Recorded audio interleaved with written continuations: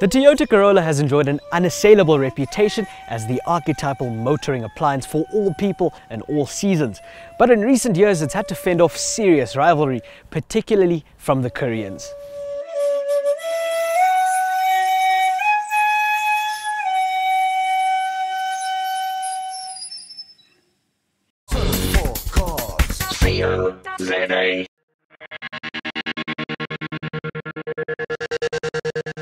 So they had to do things a little differently with this new one, but not too differently at the risk of alienating the loyalist, conservative buyers who have long sworn by this subdued sedan. And when you look at the exterior, it seems as though they have. That prominent prow has hints of Lexus to it, and overall there's a very nice angularity about its shape.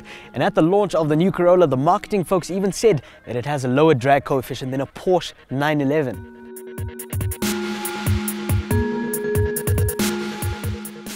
But because the Corolla is destined to become so ubiquitous, people are unlikely to notice or care about these sharper styling additions, which is a pity.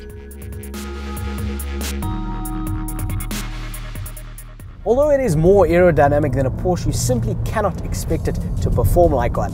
This 1.6-litre derivative wear-in now prefers to be coaxed along gently, and it's only when you're in a hurry that you realize how flaccid and asthmatic it is. So we recommend you go for the 1.4-litre turbocharged diesel derivative, which offers a nice kick of torque.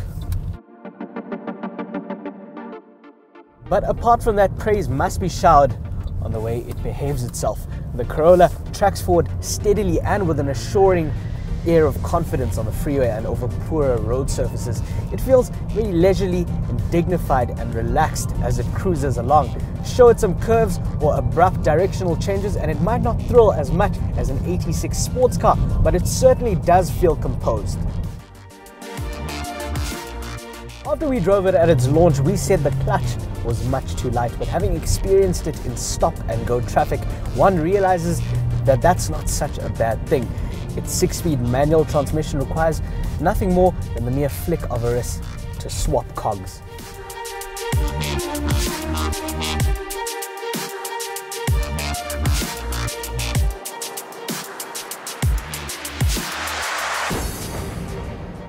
The interior is the best it's been on any Corolla. Things are still subdued, but it does feel contemporary and on point in terms of ergonomics.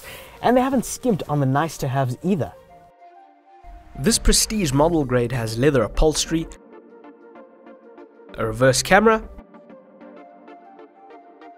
a touchscreen interface with Bluetooth, a USB port, and a multifunction steering wheel.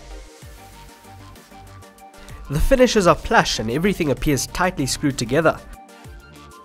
Our only gripe, and this is a minor one, is this cigarette lighter, which looks like it was borrowed from a 1990s Conquest.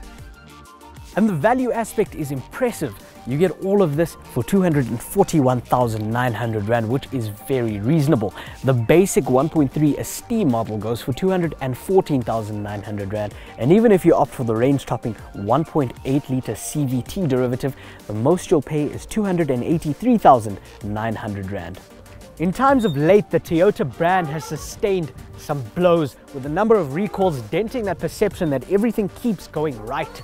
And we hope for their sake, and so that we don't have to eat our words in a few years' time, that no such thing besets the all-new Corolla, because it finally feels as though it's on the same page as the competition. Of course, it still gives the impression that it's going to accumulate the kilometers and take on the years with grace, although now it has more plushness, more technology, and a whole lot more flair. So well done, Toyota.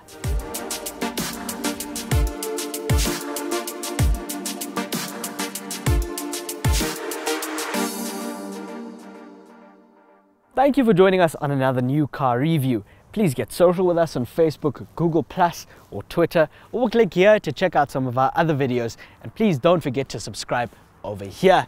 Also, give us a like and you might find yourself on the receiving end of some free fuel.